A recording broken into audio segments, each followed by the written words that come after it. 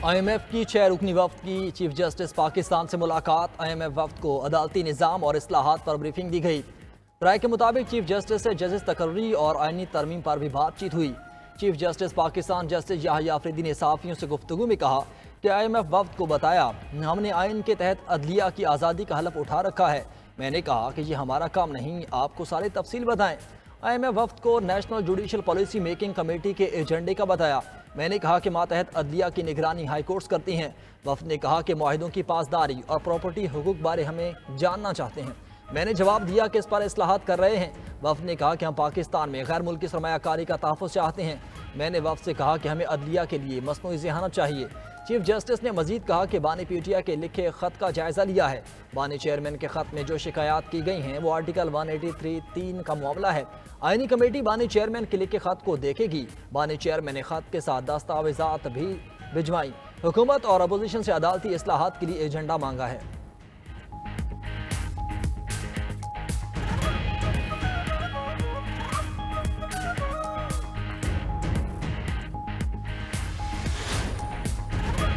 Opposition leader Umar Ayub का आम इंतखाबात और 26वीं आनी तरमीम का मामला IMF के सामने उठाने का ऐलान। बयान में कहा कि आलमी मालियाती फंड के वक्त की जुडिशल कमीशन ऑफ पाकिस्तान से मुलाकात में हम अपना मौक़िफ़ पेश करेंगे। इंतखाबात में जो हुआ वो सारा मामला IMF वक्त के सामने रखेंगे। 26वीं तरमीम से पैदा होने वाले मसाइल से भी आगाह करेंगे। मुशीर इत्तलात KP बैरिस्टर सैफ का कहना है कि सुप्रीम कोर्ट में जजेस की तैनाती मुतनाज़ा हो गई। 2 सीनियर 3 जजेस और अपोजिशन के सीनियर अरकान की अदम मौजूदगी में जजेस की तकर्री गैर आइनी है। गैर आइनी इक़दाम के खिलाफ तमाम कानूनी और आइनी रास्ते अपनाएंगे।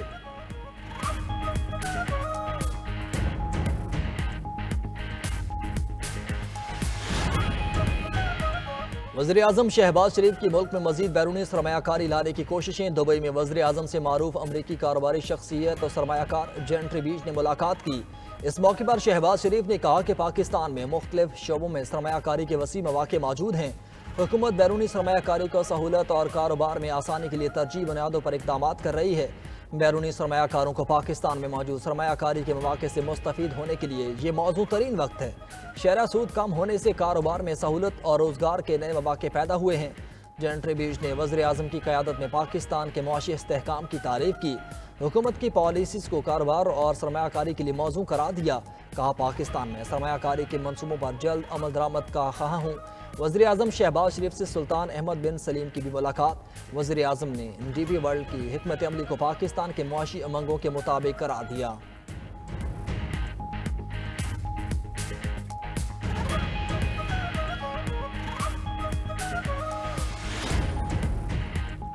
नौ मई को कोर कमांडर हाउस में घुसकर तोड़फोड़ की गई। TV स्क्रीन्स और डंडे मारे गए।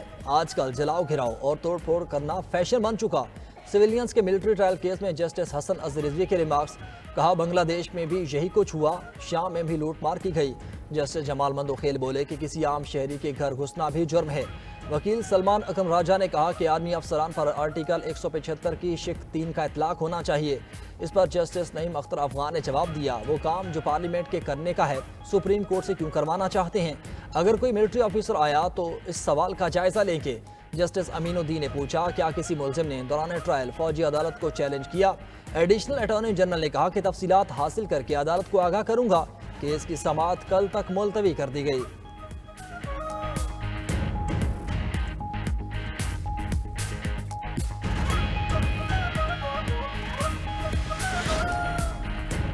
सुप्रीम कोर्ट में 7 नए जजेस की तकर्री की समरी ऐवान सदर भिजवा दी गई। ज़राए के मुताबिक सदर की मंजूरी के बाद वजारत कानून जजेस तकर्री का नोटिफिकेशन जारी करेगा। इसके बाद सुप्रीम कोर्ट के साथ जजेस अपने ओहदे का हलफ उठाएंगे।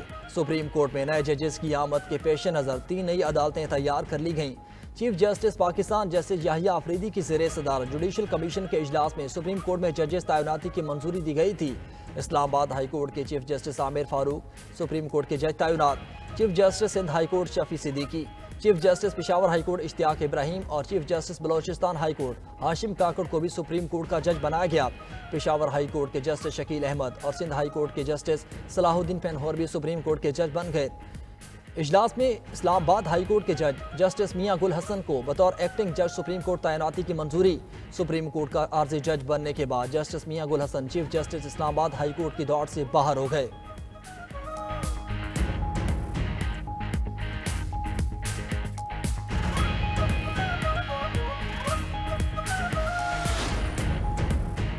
चीफ इलेक्शन कमिश्नर और 2 मेंबरान अपनी आईनी मुद्दत पूरी कर चुके। पीटीआई चीफ इलेक्शन कमिश्नर और 2 मेंबरान के लिए मुख्तलिफ नामों पर गौर कर रही है।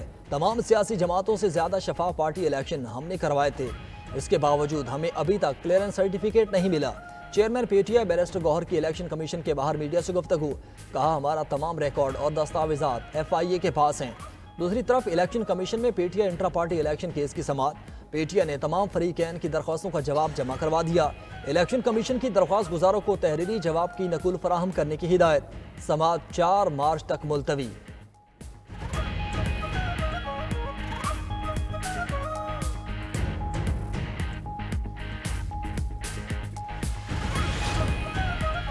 वज़ीर आला खैबर पख्तूनख्वा ने मुझ पर ज़ाती हमले किए। वज़ीर आला का काम ज़ाती हमले करना नहीं, आवाम की खिदमत करना है। मैं बच्चों को लैपटॉप दे रही हूँ, लेकिन कोई था जो बच्चों को पेट्रोल बम दे रहा था। वज़ीर आला पंजाब मरीम नवाज़ का तकरीब से खिताब, कहा अपने बच्चे बाहर बैठे, यहाँ बच्चों का गलत कामों की तरगीब देना गलत। दूसरे बच्चों को तरगीब दी गई, गाली दो, जलाओ घिराव करो। कोई कहे मेट्रो बस को आग लगा दो तो इनकार कर देना। वादा करे मुल्क के खिलाफ कोई इकदाम नहीं उठाएंगे। वज़ीर आला पंजाब का 1100 बच्चों में लैपटॉप तकसीम करने का ऐलान, कहा बतौर माँ वादा है आपकी बेहतरी के लिए काम करती रहूंगी। जितने भी वसाइल हैं उन्हें आप पर खर्च किया जाएगा। MKM ने पीपल्स पार्टी पर कराची वालों पर जुल्म करने का इल्ज़ाम लगा दिया। मुत्तहिदा रहनुमा फारूक सत्तार कहते हैं कराची के बच्चों पर तालीम के दरवाजे बंद किए जा रहे हैं। जाली डोमिसाइल बनाकर नौजवानों से रोजगार छीना जा रहा है। मेडिकल कॉलेजेस में कराची के बच्चों के दाखिले बंद हैं। सीनियर वजीर सिंध शजील इनाम मेमन ने MKM के इल्ज़ामात मुस्तरद कर दिए। कहा मुत्तहिदा वाले दाखिली तज़ादात से तवज्जो हटाने के लिए इल्ज़ामात की सियासत खेल रहे हैं। नफरत की सियासत ने मुत्तहिदा को तकसीम दर तकसीम कर दिया। कराची के शहरी MKM के बहकावे में आने वाले नहीं हैं।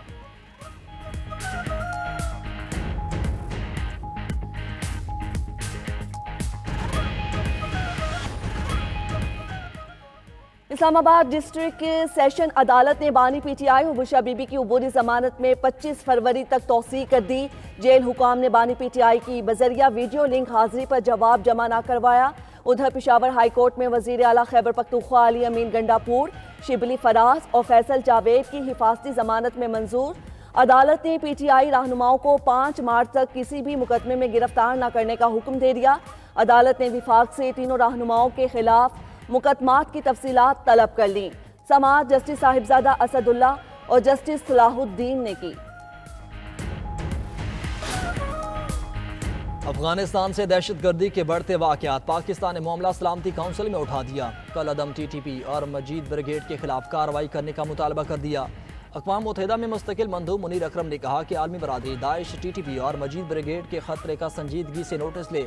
दाइश TTP और मजीद ब्रिगेड का खतरा खित्ते से आगे तक फैल चुका। दाइश से लाख खतरात में पाकिस्तान का जिक्र नहीं किया जाता।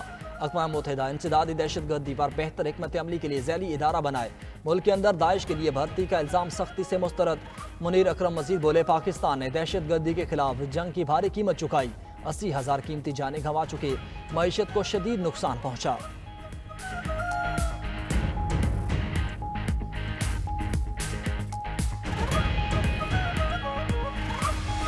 नेशनल स्टेडियम कराची की रंगारंग इफ्तिताई तकरीब में चंद घंटे बाकी रह गए।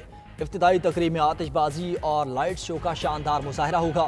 गुलकार शफकत अमानत अली, साहिर अली बग्गा और दीगर अपनी आवाज़ का जादू जगाएंगे। चेयरमैन PCB रिकॉर्ड 120 दिन में अपग्रेडेशन मुकम्मल होने पर मजदूरों को जोहराना भी देंगे। दूसरी तरफ शायकीन क्रिकेट चैंपियंस ट्रॉफी में कौमी टीम की जीत के लिए पुरजोश।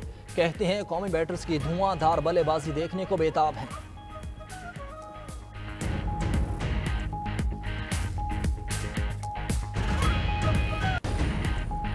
चैंपियंस ट्रॉफी के लिए खिलाड़ियों की हतमी फहरिस्त जमा कराने की आज आखिरी तारीख। English allrounder Jacob Bethell injury की वजह से मेगा इवेंट से बाहर हो गए। जैकब भारत के खिलाफ जारी वनडे सीरीज के दौरान हैमस्ट्रिंग इंजरी का शिकार हुए। इंजरी का शिकार बुमराह की जगह कौन सा बॉलर लेगा, भारतीय बोर्ड गौर में मसरूफ। उधर चैंपियंस ट्रॉफी ग्रुप मैचेस के लिए ऑफिशियल्स का ऐलान कर दिया गया। पॉल रेफल और Richard Illingworth Pak Bharat match के फील्ड अंपायर और डेविड बोन मैच रेफरी होंगे।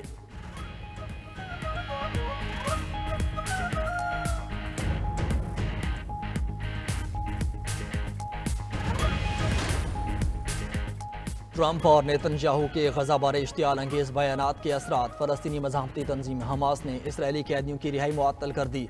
हमास का कहना है कि ट्रंप के गजा मंसूबे के ऐलान के बाद अमेरिका की जमानतें बरकरार नहीं रहीं।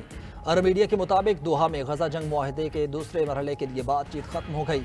इसराइली कैदियों के अहले खाना कत्ल अभी में एहतिजाज इंतहा पसंद नेतन्याहू पर बरस पड़े। कहते हैं हमास का ऐलान नेतन्याहू के लापरवाह रवैये का नतीजा है। हमास के ऐलान के बाद इसराइल ने फौज को हाई अलर्ट कर दिया।